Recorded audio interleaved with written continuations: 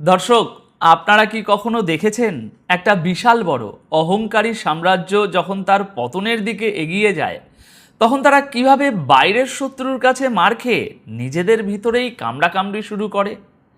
আপনারা কি কখনো কল্পনা করতে পেরেছিলেন যে যে আমেরিকা সারা বিশ্বকে গণতন্ত্র আর ঐক্যের সবক দেয়, সেই আমেরিকার ভিতরে আজ এমন এক গৃহযুদ্ধ শুরু হয়েছে যে খোদ মার্কিন প্রেসিডেন্ট তার নিজ দলের সেনেটরদের সাথে চিৎকার করে ঝগড়া করছেন?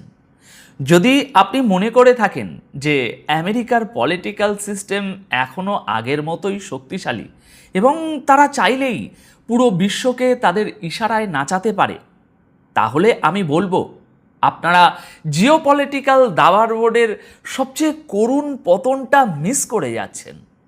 আজ আমি আপনাদের সামনে গতকাল ঘটে যাওয়া ওয়াশিংটন ডিসির অন্দরমহলের এমন এক ভয়াবহ রাজনৈতিক ভূমিকম্পের চিত্র তুলে ধরব, যা শুনলে আপনারা বুঝতে পারবেন যে পশ্চিমাদের তৈরি করা এই তথাকথিত সুপার পাওয়ার এখন আক্ষরিক অর্থেই খাদের একেবারে শেষ কিনারায় দাঁড়িয়ে আছে। তাই আজকের এই পুরো আলোচনাটি খুব মনোযোগ দিয়ে এবং একদম লজিক্যালি শুনতে হবে। দেখুন, আপনারা যারা আমার আগের বিশ্লেষণগুলো খুব গভীরভাবে ফলো করেন তারা খুব ভালো করেই জানেন যে গত কয়েকদিনে গ্লোবাল পলিটিক্সে কি ভয়াবহ সব ঘটনা ঘটে গেছে। আপনারা জানেন যে বিশ্ব অর্থনীতি এবং নিজেদের ডোমেস্টিক পলিটিক্স বাঁচাতে ডোনাল্ড ট্রাম্প বাধ্য হয়েছেন ইরানের সাথে একটা চুক্তিতে যেতে। তারা ইরানের উপর থেকে তেলের স্যাংশন তুলে নিয়েছে, $300 বিলিয়ন মতো ফ্রিজ হওয়া ফান্ড রিলিজ করার পুরোপুরি পাকাপাকি ব্যবস্থা করে দিয়েছে। এই চুক্তির পর ইসরায়েলের ভিতরে কি অবস্থা হয়েছিল সেটাও আমরা দেখেছি। ইসরায়েলি নেতারা পাগলের মতো আমেরিকাকে গালিগালাজ করছিল। অন্যদিকে পাকিস্তান মাঝ আকাশে ইরানের প্রেসিডেন্টকে রাজকীয় স্কট দিয়ে বুঝিয়ে দিয়েছে যে এশিয়া এখন আর পশ্চিমাদের হাতের পুতুল মোটেই নয়। এই যে নন ওয়েস্টার্ন দেশগুলোর এক হওয়া এবং আমেরিকার পিছু হটা, এটা শুধু মধ্যপ্রাচ্যেই সীমাবদ্ধ থাকেনি। এই পরাজয়ের আগুন এখন সরাসরি গিয়ে লেগেছে ওয়াশিংটন ডিসির ক্যাপিটাল হিলে। আর এর অফিসিয়াল প্রমাণ আমরা আজ পেয়েছি পশ্চিমা মূলধারার অসংখ্য মিডিয়া রিপোর্ট থেকে। লজিক্যালি চিন্তা করুন দর্শক, 24শে জুন 2026 রাত 9টায় বিশ্ববিখ্যাত সংবাদ মাধ্যম বিবিসিতে একটি খবর প্রকাশিত হয়েছে।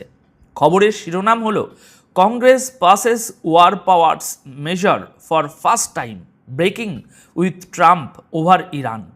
এর মানে কি? এর মানে হলো আমেরিকার ইতিহাসে প্রথমবারের মতো কংগ্রেসের দুটি কক্ষ, হাউস অফ রিপ্রেজেন্টেটিভ এবং সেনেট, একসাথে একটি ওয়ার পাওয়ার্স রেজুলেশন বা যুদ্ধ ক্ষমতা প্রস্তাব পাশ করেছে, যার একমাত্র উদ্দেশ্য হলো প্রেসিডেন্ট ডোনাল্ড ট্রাম্পকে ইরানের সাথে যুদ্ধ বন্ধ করতে বাধ্য করা। দর্শক, এখানে একটা জিনিস খুব মনোযোগ দিয়ে বুঝবেন, কিন্তু আমেরিকার সেনেট এখন রিপাবলিকানদের দখলে, অর্থাৎ ট্রাম্পের নিজের দলের দখলে। সেই সেনেটে 50-48 ভোটে এই বিল পাশ হয়েছে, যেখানে ট্রাম্পের নিজের দলের 4জন রিপাবলিকান সেনেটর সরাসরি ডেমোক্রেটদের সাথে হাত মিলিয়ে ট্রাম্পের বিরুদ্ধে ভোট দিয়েছেন। কিন্তু দর্শক, এই বিল পাশের ভিতরে এমন কিছু চমকে দেওয়া লিগ্যাল এবং পলিটিক্যাল প্যাঁচ লুকিয়ে আছে যা সাধারণ নিউজ চ্যানেলগুলো আপনাদের বলছে না।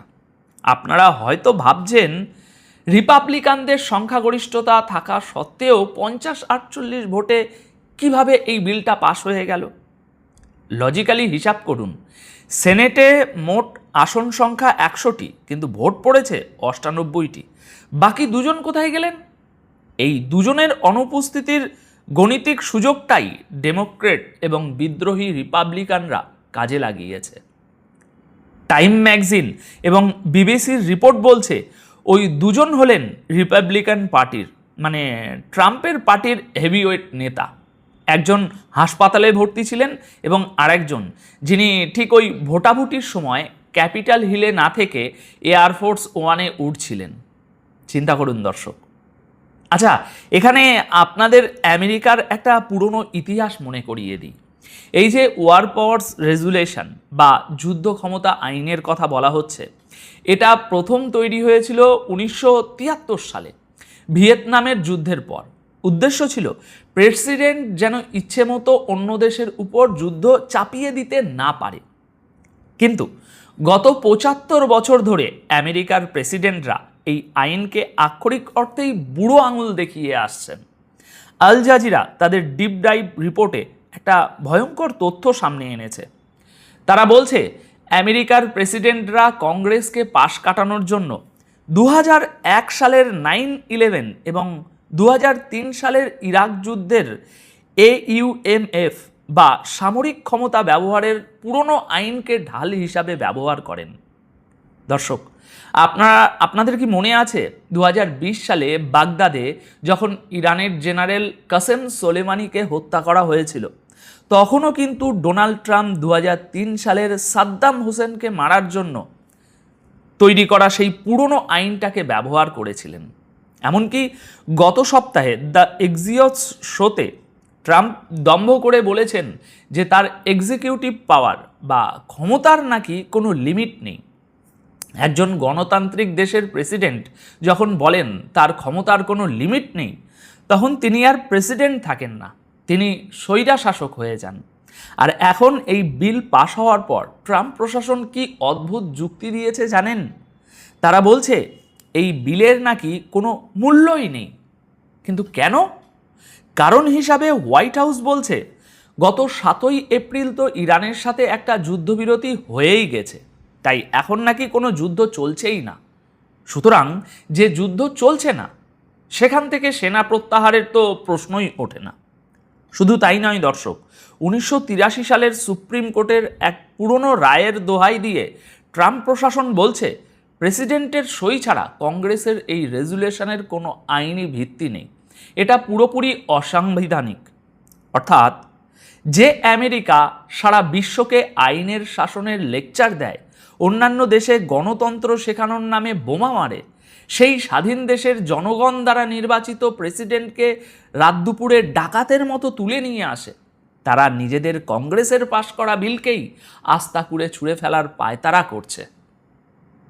আপনারা কি বুঝতে পারছেন এটা ঠিক কত বড় একটা জিওপলিটিক্যাল ফেলিওর? আল জাজিরার 24 জুন 2026-এর একটি রিপোর্ট অনুযায়ী ইরানের বিরুদ্ধে যুদ্ধ বন্ধ করার জন্য এটা ছিল কংগ্রেসের 10ম চেষ্টা। এর আগে বারবার ট্রাম্প পার পেয়ে গেছেন, কিন্তু এবার আর পারলেন না। কেন? কারণ আমেরিকার জনগণ এবং রাজনীতিবিদরা এখন বুঝে গেছে যে এই যুদ্ধটা জেতা আমেরিকার পক্ষে সম্ভব নয়। আল জাজিরা জানাচ্ছে রয়টার্সের একটা জরিপে দেখা গেছে মাত্র 24% আমেরিকান মনে করে যে ইরানের সাথে এই যুদ্ধের কোনো সার্থকতা ছিল। অর্থাৎ 76% মানুষ এই যুদ্ধের বিরুদ্ধে। ডেমোক্র্যাট নেতা চাক শুমার তো সরাসরি বলেছেন ট্রাম্প বলেছিলেন তিনি ইরানের উপর ম্যাক্সিমাম প্রেশার দেবেন, কিন্তু তিনি আমেরিকানদের উপহার দিয়েছেন ম্যাক্সিমাম কনফিউশন, ম্যাক্সিমাম কেওস এবং ম্যাক্সিমাম কস্ট। এটা শুধু একটা রাজনৈতিক বক্তব্য নয় দর্শক, এটা হলো আমেরিকার ভিতরে তৈরি হওয়া চরম ফ্রাস্ট্রেশন বা হতাশার বহিঃপ্রকাশ। এবার আসুন দেখি এই যুদ্ধের পিছনের আসল অর্থনৈতিক চালটা কি।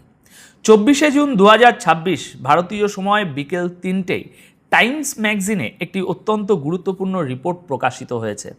এখানে বলা হচ্ছে ট্রাম্প প্রশাসন এখন কংগ্রেসের কাছে ইরানের যুদ্ধের খরচ মেটানোর জন্য প্রায় $80 বিলিয়ন বা $8,000 কোটি অতিরিক্ত ফান্ড চাইছে।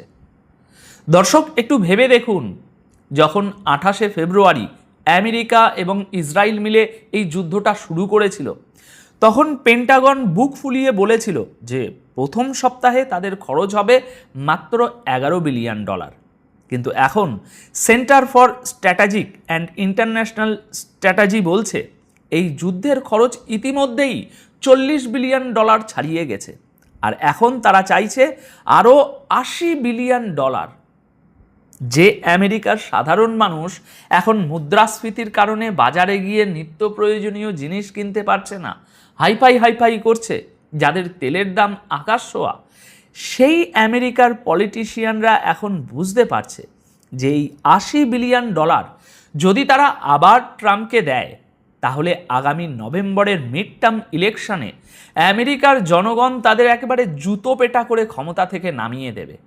তাই ট্রাম্পের নিজের দলের লোকেরাই এখন তার সাথে বেইমানি করতে বাধ্য হচ্ছে নিজেদের রাজনৈতিক কেরিয়ার বাঁচাতে। কিন্তু দর্শক, এই চরম অপমানের পর ডোনাল্ড ট্রাম্পের রিয়াকশন কি ছিল জানেন? সেটা তো শুনতে ইচ্ছা করছে, তাই না? তিনি কি একজন সুপার পাওয়ারের প্রেসিডেন্টের মতো আচরণ করেছেন? একদমই নয়। তিনি আচরণ করেছেন একজন দিশেহারা মানুষের মতো। 24শে June 2026 5:52 the Times of Israel এবং 8:44 দ্য জেরুজালেম পোস্টে ট্রাম্পের ট্রুথ সোশ্যাল পোস্ট নিয়ে একটি খবর প্রকাশিত হয়েছে।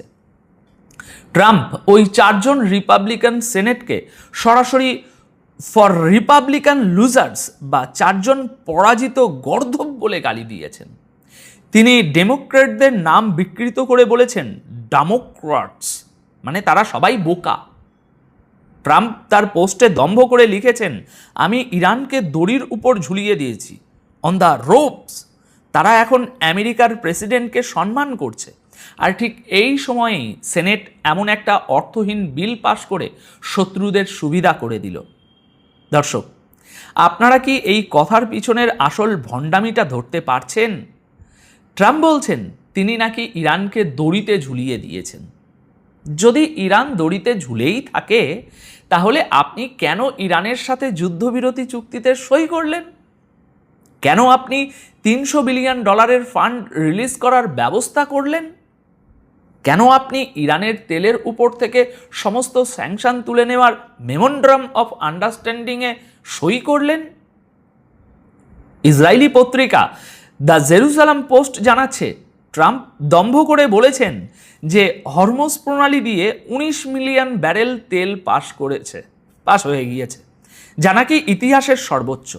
কিন্তু ট্রাম্প এই কথাটা বলছেন না যে এই 19 মিলিয়ন ব্যারেল তেল পাস হয়েছে কারণ ইরান দয়া করে হরমুজ প্রণালী খুলে দিয়েছে। আমেরিকা জোর করে খুলতে পারেনি। দেখুন, যখন একটা পরাশক্তি ফিজিক্যাল ময়দানে বা জিওপলিটিক্যাল দাবার বোর্ডে হেরে যায়, তখন তাদের নেতারা এভাবেই সোশ্যাল মিডিয়ায় বসে ফাঁকা আওয়াজ দেয়। 24শে জুন 2026 4:24 রয়টার্সের রিপোর্টেও বলা হয়েছে যে হোয়াইট হাউস এখন দাবি করছে এই ওয়ার পাওয়ার্স অ্যাক্ট নাকি অসাংবিধানিক এবং এর কোনো ভিত্তি নেই। অর্থাৎ ডেমোক্রেসির দোহাই দেওয়া আমেরিকা এখন তাদের নিজেদের পার্লামেন্টের পাশ করা বিলকেই মানতে চাইছে না। কি আইরনি, তাই না? কিন্তু দর্শক, আসল নাটক তো শুরু হয়েছে ক্যাপিটাল হিলের ভিতরের বন্ধ দরজায়। 24শে জুন 2026 রাত 9:29 ওয়াল স্ট্রিট জার্নাল এবং 25শে জুন ভোর 4টে টাইম ম্যাগাজিনে একটি এক্সক্লুসিভ রিপোর্ট প্রকাশ করা হয়েছে, যা পড়লে মনে হবে আপনি কোনো মাফিয়া মুভির স্ক্রিপ্ট পড়ছেন। গত বুধবার রিপাবলিকান সেনেটের সাথে ট্রাম্পের একটা লাঞ্চ মিটিং ছিল। এই মিটিংয়ের উদ্দেশ্য ছিল মিড টার্ম ইলেকশনের আগে দলের ভিতরে ঐক্য তৈরি করা। কিন্তু ট্রাম্প সেখানে গিয়ে রাগে ফেটে পড়েন। ওয়াল স্ট্রিট জার্নাল জানাচ্ছে, সেনেটর বিল ক্যাসাডির সাথে ট্রাম্পের আক্ষরিক অর্থেই একটা চিৎকার চেঁচামেচি বা শাউটিং ম্যাচ হয়েছে। ট্রাম্প ক্যাসাডিকে সবার সামনে লুজার বলে গালি দেন এবং তাকে ধমক দিয়ে বসে পড়তে বলেন। তখন ক্যাসাডি উঠে দাঁড়িয়ে ট্রাম্পের মুখের উপর বলেন, আপনি আমেরিকান জনগণকে আসল সত্যটা বলছেন না। এই যুদ্ধটা 4 সপ্তাহ চলার কথা ছিল, কিন্তু এটা 4 মাস ধরে চলছে। আমাদের মূল উদ্দেশ্যগুলোর কিছুই অর্জিত হয়নি।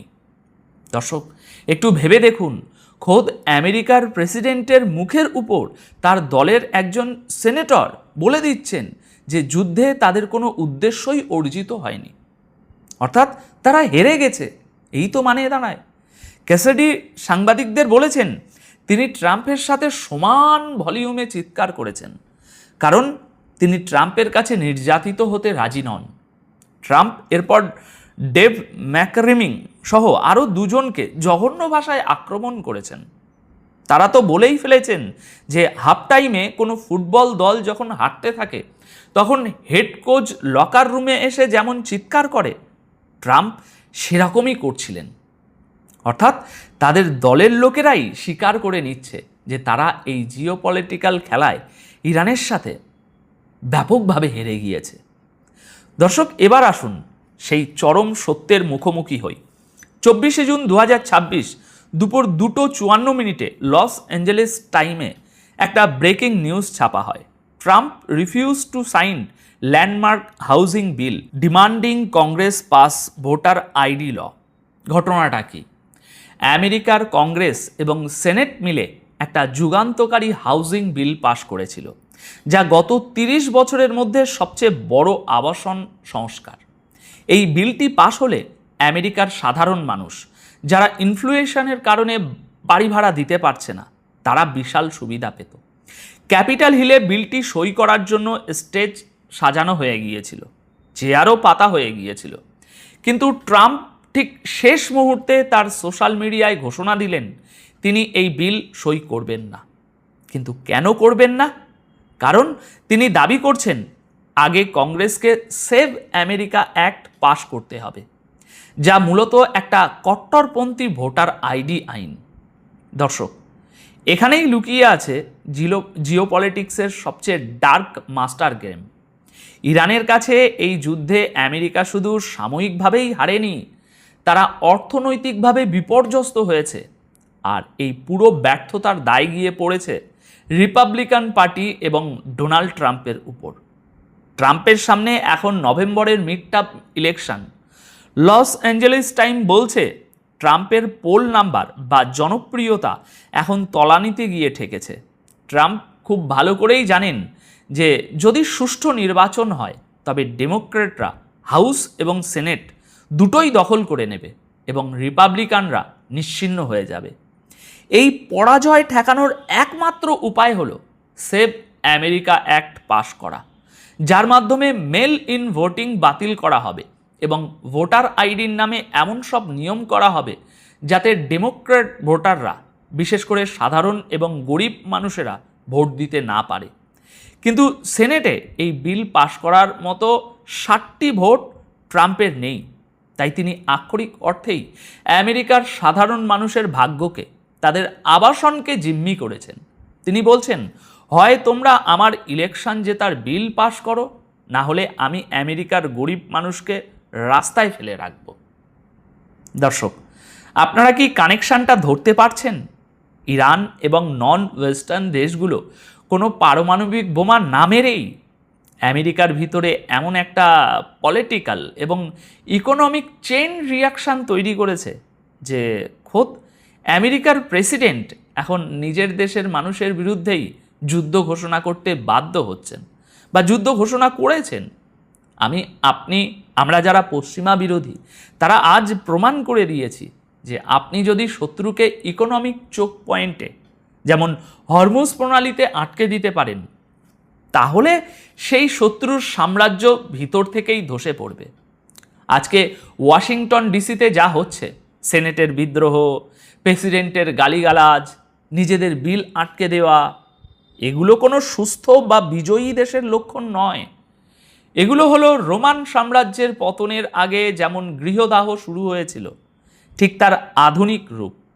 দর্শক, সত্যি বলছি, আমরা একটা নতুন বিশ্বের একদম নতুন একটা অধ্যায়ে প্রবেশ করেছি, যেখানে আমেরিকার আধিপত্যের সূর্যাস্ত হচ্ছে শুধু সামরিক ময়দানে নয়, তাদের নিজেদের রাজনৈতিক ময়দানেও। আজ ট্রাম্প যে আচরণ করছেন সেটা প্রমাণ করে যে পশ্চিমা বিশ্বের ভণ্ডামি এবং ডাবল স্ট্যান্ডার্ড এখন বুমেরাং হয়ে তাদের দিকেই ফিরে এসেছে। এখন আপনাদের কাছে আমার প্রশ্ন, দর্শক, আপনাদের কি মনে হয়, ট্রাম্প কি এই হাউজিং বিল আটকে রেখে সত্যিই মিড টার্ম ইলেকশন জিততে পারবেন, নাকি আমেরিকার সাধারণ মানুষ এই জিওপলিটিক্যাল এবং ইকোনমিক পরাজয়ের জবাব ব্যালট বক্সে দেবে? আর এই যে আমেরিকার ভিতরের গৃহযুদ্ধ, এটা কি ইরান, চীন এবং রাশিয়ার মতো দেশগুলোকে আগামী দিনে আরও বড় কোনো দাবার চাল দেওয়ার সুযোগ করে দিচ্ছে? লজিক্যালি চিন্তা করুন এবং আপনাদের মূল্যবান মতামত অবশ্যই নিচে কমেন্ট করে জানান।